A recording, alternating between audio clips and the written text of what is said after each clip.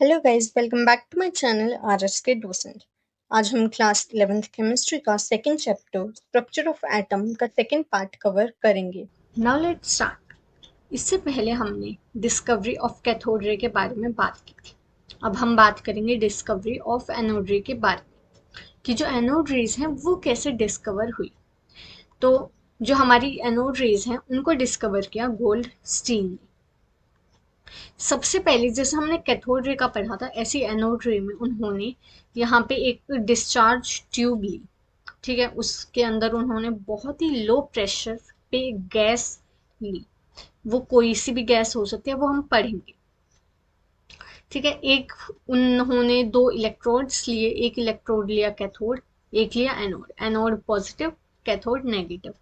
इस पर लेकिन उन्होंने क्या किया, जो कैथोड वाला हमारा इलेक्ट्रोड था वो परफोरेटेड था, यानी कि उसमें ऐसे, जिससे ये तो हमारा पूरा इलेक्ट्रोड है ऐसे, लेकिन इस बार जो कैथोड वाला था उसमें ऐसे होल्स थे बीच में। ठीक है, जैसे ये हमारा इलेक्ट्रोड है तो इसमें ऐसे होल्स कर रखे थे एंड उसको लगा दिया, जिसे हम कहते हैं परफोरेटेड। ठीक है, और यहाँ पे जैसे पिछले वाले में हमने एनोड पे जेड की कोटिंग की थी, इस बार हमने कैथोड पे जेड स्क्रीन की।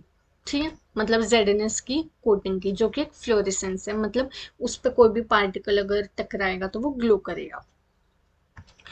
अब जैसे हमने एक हाई वोल्टेज बैटरी भी लगा दी उस पे। ठीक है, यहाँ पे हमने एक वैक्यूम पंप लगाया जिसकी मदद से ऐसे लो प्रेशर क्रिएट होता है।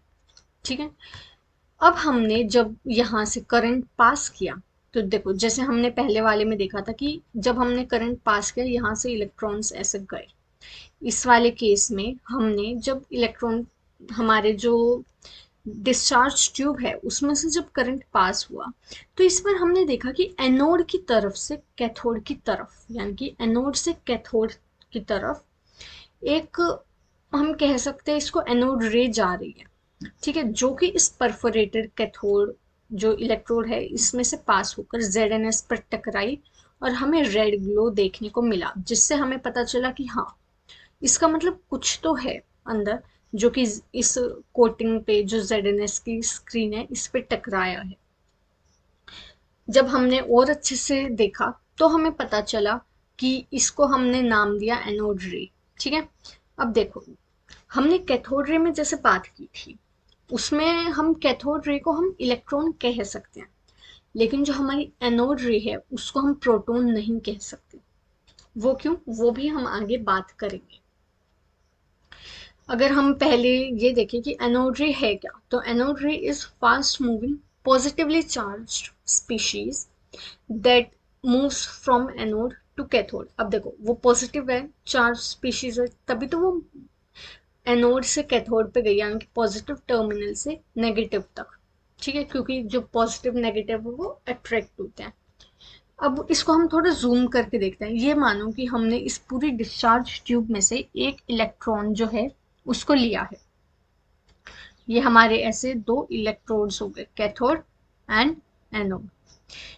ये हमारे पास एक एटम मान सकते हैं हम, एक पार्टिकल। ठीक है, अब मान लो इसमें हमारा जो इलेक्ट्रॉन था वो निकला, एंड मतलब जब ऐसे हमने देखा कि यहाँ पे बहुत ही लो प्रेशर था, और यहाँ पे जब करंट पास हुआ तो हमने देखा कि जो हमारा पार्टिकल है उसमें से जो इलेक्ट्रॉन है वो इजेक्ट हुआ।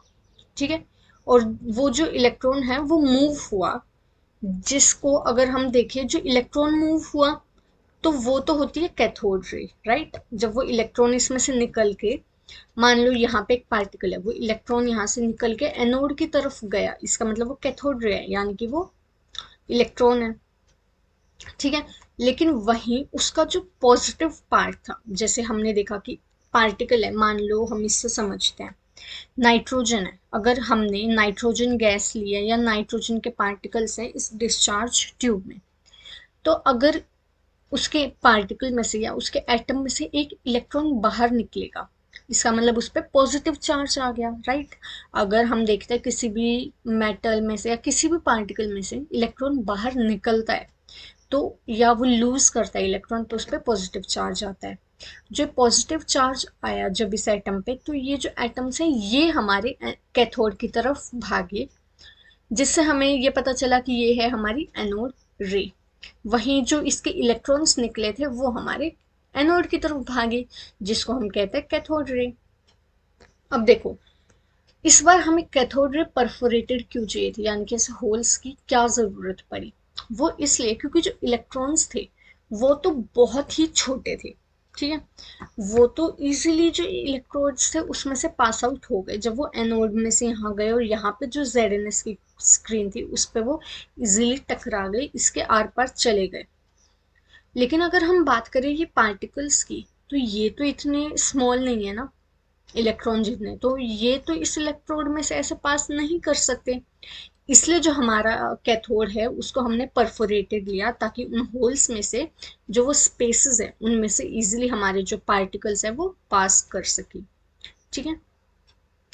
ऐसे मान लो अगर हम ऑक्सीजन लेते हैं, ठीक है, ऑक्सीजन का पार्टिकल, तो उसमें से इलेक्ट्रॉन इजेक्ट होएगा, बाहर निकलेगा, राइट। अब वो निकलता कैसे है, ये चीज हमने कैथोड रे वाले में भी पढ़ी थी। देखो यहाँ पे हमने देखा था कि हमने लो प्रेशर लिया था, ताकि अगर हम प्रेशर लो लेंगे तो हमारी जो वॉल्यूम है वो हाई होएगी, राइट। अगर हम प्रेशर को जितना कम करेंगे वॉल्यूम बढ़ेगी, अगर हम वॉल्यूम बढ़ेगी तो वहाँ पे बहुत इनफ, मतलब अच्छा खासा हमें स्पेस मिल जाएगा। जो हमारे एटम्स हैं या जो पार्टिकल्स हैं वो दूर होंगे, तो वो इजीली बहुत तेज स्पीड में आके, मान लो पास पास हैं, ठीक है। अब एक पार्टिकल में से इलेक्ट्रॉन निकला और ये बहुत ही पास है, दूसरे एटम पे टकराए तो कोई फर्क ही नहीं पड़ा, लेकिन ये दूर है, प्रेशर कम है, वॉल्यूम हाई है, तो इसकी स्पीड भी तेज होगी। ये तेज स्पीड में आके ये जो इलेक्ट्रॉन इसमें से निकला, ये इस वाले एटम पे टकरा के ये जो दूसरा इलेक्ट्रॉन है इसको भी बाहर निकाल देगा। दो इलेक्ट्रॉन निकल गए, ऐसे फिर ये इलेक्ट्रॉन दूसरे एटम से टकराएगा, ऐसे और ज्यादा इलेक्ट्रॉन्स इजेक्ट होएंगे। और वोल्टेज भी हमने हाई इसलिए लिया था ताकि जो हमारे इलेक्ट्रॉन्स है वो इजीली बाहर निकल जाएं, ठीक है। हाई वोल्टेज होगा तभी तो इसमें से जो इलेक्ट्रॉन है वो जल्दी बाहर निकलेंगे। तो ऐसे ही हमने इस केस में देखा था, ठीक है। तो जब हमने ऑक्सीजन लिया तो ऑक्सीजन में भी ऐसे ही हुआ, इलेक्ट्रॉन जो है वो इजीली निकल गए, हमें ऑक्सीजन पे पॉजिटिव चार्ज दिखा। अगर उन पे पॉजिटिव, पहले वो न्यूट्रल थे तो वो बीच में थे, जब उन पे पॉजिटिव चार्ज आया तो वो कैथोड की तरफ भागे, और उनमें से जो इलेक्ट्रॉन्स निकले थे वो एनोड की तरफ। पर हमें तो पॉजिटिव वाला पढ़ रहे हैं अभी हम, एनोड रे जो कि कैथोड पे जाके टकराए, राइट। वहीं अगर हम हाइड्रोजन की बात करें तो हाइड्रोजन में जब इलेक्ट्रॉन निकले और हमें H पॉजिटिव आयन मिला, इसको हम कह सकते हैं प्रोटॉन, ठीक है। ये चीज इंपॉर्टेंट है, क्वेश्चन बन सकता है कि बताओ इसमें से प्रोटॉन कौन सा है, ठीक है। अब कोई देखेगा N+O पॉजिटिव, ये सारे एनोड रे हैं, इसका मतलब ये सारे प्रोटॉन नहीं, ये एनोड रे हैं लेकिन ये प्रोटॉन्स नहीं है। जो हमारा हाइड्रोजन है सिर्फ उसके केस में हमारे जो H पॉजिटिव है वो एनोड रे को ही हम प्रोटॉन कह देते हैं, ठीक है। सिर्फ H पॉजिटिव जो एनोड रे है उसको हम प्रोटॉन कह सकते हैं, ठीक है। ये हमने पढ़ लिया व्हाट इज एनोड रे। यहाँ पे लाइन भी लिखी है, in case of hydrogen anode ray is known as protons, ठीक है। Now characteristics of anode ray, they consist of positively charged species, ये हमें पता है। They travel in a straight line, okay, ये हमने कैथोड रे में भी पढ़ा था। इफ इलेक्ट्रिक और magnetic field is applied then they are deflected, मतलब मान लो हमारे पास ऐसे दो हमारे पास प्लेट्स हैं, ठीक है। ये हो गई हमारे पास पॉजिटिव और ये हो गई हमारे पास नेगेटिव।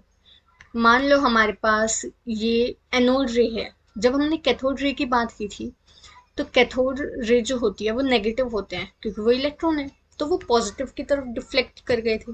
लेकिन जब हम एनोड रे की बात कर रहे हैं तो वो पॉजिटिव है, इसका मतलब मान लो जब वो देखो ऐसे मूव कर रही है, राइट।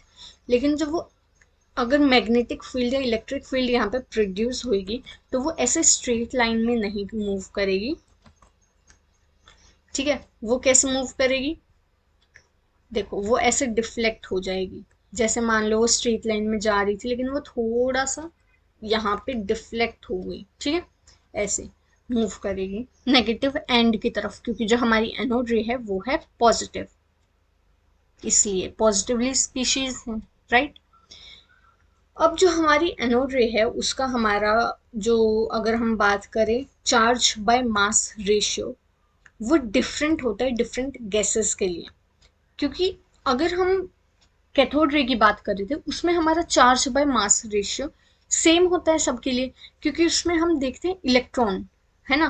देखो हम क्या देखते हैं, यहाँ पे देखते हैं चार्ज, हम अगर निकाले चार्ज ऑफ इलेक्ट्रॉन, क्योंकि हम इलेक्ट्रॉन को ही कैथोड रे कहते हैं, तो इलेक्ट्रॉन का तो चार्ज फिक्स है, उसका मास भी फिक्स है। तो सबके लिए जो कैथोड रे में जो चार्ज बाय मास रेशियो है वो सब गैसेस में सेम ही रहेगा, ठीक है। वहीं अगर हम बात करेंगे एनोड रे में, तो एनोड रे में तो हमारे पास जो चार्ज बाय मास रेशियो है वो डिफरेंट होगा, क्योंकि ऑक्सीजन के लिए हम इलेक्ट्रॉन को नहीं, हम ऑक्सीजन जो पॉजिटिव ऑक्सीजन है उसका, ठीक है, हम चार्ज देखेंगे। देन हम मास ऑफ ऑक्सीजन देखेंगे। ऐसे अगर हम नाइट्रोजन की बात करें तो चार्ज अपॉन में मास ऑफ नाइट्रोजन की हम बात कर रहे हैं, ठीक है, इसलिए जो हमारा चार्ज बाय मास रेशियो है वो डिफरेंट होगा। नेक्स्ट आता है हमारे पास डिस्कवरी ऑफ न्यूट्रॉन, ये की थी चैडविक ने। ये हमें इतना वो नहीं है, बस हमें ये देखना है कि ये हम ना फिजिक्स में भी पढ़ते हैं, मतलब ये अल्फा बीटा गामा डी के सब। मान लो हमारे पास जो बेरिलियम है, हमने बेरिलियम लिया, चैडविक जी ने क्या किया, उन्होंने बेरिलियम लिया, उन्होंने उसके साथ अल्फा पार्टिकल के साथ उसको रिएक्ट करवाया। अल्फा पार्टिकल मतलब He2+, He++ या He2+। जब उन्होंने इन दोनों को रिएक्ट करवाया तो हमें मिला कार्बन प्लस हमें एक न्यूट्रॉन मिला, ठीक है। अब देखो ये क्यों मिला, जब हमने देखा बेरिलियम और हीलियम से हमें कार्बन मिला है, तो कार्बन में देखो नीचे का जो वो तो बैलेंस हो गया, जो इसका एटॉमिक नंबर है 4+2 = 6, लेकिन ऊपर का देखो 9+4 = 13, लेकिन कार्बन का तो 12 है। तो इसको बैलेंस करने के लिए हमें एक न्यूट्रॉन मिलता है, दैट इज जिसका जो नंबर है वो 0 और मास 1, ठीक है। मतलब इस पे एक तरह से चार्ज 0 हो गया और मास हो गया 1। अब ये हमारे पास एलिमेंट्स को एक तरह से हमने कंपेयर किया है। अगर हम बात करें इलेक्ट्रॉन के चार्ज की तो वो होता है -1.6 × 10⁻⁹ कूलम। वहीं प्रोटॉन में सेम होता है, बस वो पॉजिटिव होता है, और न्यूट्रॉन में कोई चार्ज नहीं होता है, जो कि हमने यहाँ पे देखा। रिलेटिव चार्ज की बात करें तो रिलेटिव चार्ज क्या है, हमने इस पूरे को, जो ये जो टर्म है ना 1.6 इसको हमने 1 मान लिया। साइन हमने इस पूरे को अगर हमने 1 माना है यहाँ से यहाँ तक, और माइनस आगे लगाए तो ये हो गया -1, और सेम इसमें भी सेम वैल्यू है, इसको भी हमने 1 माना तो ये हो गया +1, और इस पे तो कुछ है ही नहीं तो इसका रिलेटिव चार्ज 0। ऐसे ही मास की अगर हम बात करें तो इलेक्ट्रॉन का होता है 9.1 × 10⁻31, जो प्रोटॉन और न्यूट्रॉन का चार्ज होता है इतना। इसमें सेम है प्रोटॉन और न्यूट्रॉन का, बस यहाँ पे पॉइंट के बाद बस थोड़ा सा डिफरेंस है यहाँ पे 2 और 4 का, तो यानी कि ये सेम है। तो इस पूरे को हमने मान लिया, जैसे इसमें 1 माना था, रिलेटिव मास में हमने मान लिया 1, ऐसे ही हमने न्यूट्रॉन में भी सेम है तो 1 मान लिया। वहीं इन दोनों के कंपैरिजन में इलेक्ट्रॉन का मास बहुत ही कम है, -31 है 10 की पावर, तो ये हो गया हमारा 0, मान लेते हैं हम रिलेटिव मास ऑफ इलेक्ट्रॉन, ठीक है, मास नहीं रिलेटिव मास। जैसे अगर एग्जाम्पल देखें हम ऑक्सीजन की बात करते हैं, ऑक्सीजन में हमारे पास 8 प्रोटॉन है, 8 न्यूट्रॉन है और 8 इलेक्ट्रॉन है, ठीक है। अब प्रोटॉन का रिलेटिव अगर हम उसकी बात करें मास की, तो वो होता है 1, यानी कि 8 हमारा प्रोटॉन, 8 इंटू में न्यूट्रॉन, हमारे पास न्यूट्रॉन का भी मास है 1, तो यानी कि 8 इंटू 1 8। देन इलेक्ट्रॉन का मास होता है 0, तो 8 इंटू 0 0। जब हमने प्रोटॉन और न्यूट्रॉन से हमें मिलता है atomic mass, atomic mass proton plus neutron ही तो होते हैं, जो कि हमें मिल गया 16। तभी हमारी जो वैल्यू है वो पॉइंट में नहीं आती ऐसे, नहीं तो हम इन दोनों को ऐड करें तो डिफरेंट आएगी, लेकिन हमने ऐड किया है रिलेटिव मास को, ठीक है। ऐसे ही अगर हम पॉजिटिव में निकालेंगे तो सेम हो जाएगा, इस बार बस जो इलेक्ट्रॉन है वो कम हो जाएंगे, लेकिन उससे कुछ फर्क नहीं पड़ेगा क्योंकि इसका चार्ज तो वैसे भी 0 है, मास तो अब भी इसका मास तो 16 ही रहेगा। अब देखो मास ऑफ इलेक्ट्रॉन जो है वो सबसे कम है, then mass of proton, and then mass of neutron होता है सबसे ज़्यादा। इन दोनों का वैसे तो कंपेरेबली सेम होता है, बट हल्का सा डिफरेंस होता है। ठीक है, तो यहाँ पे हमारा ये वाला टॉपिक भी खत्म हो गया। I hope you understand well. Thank you.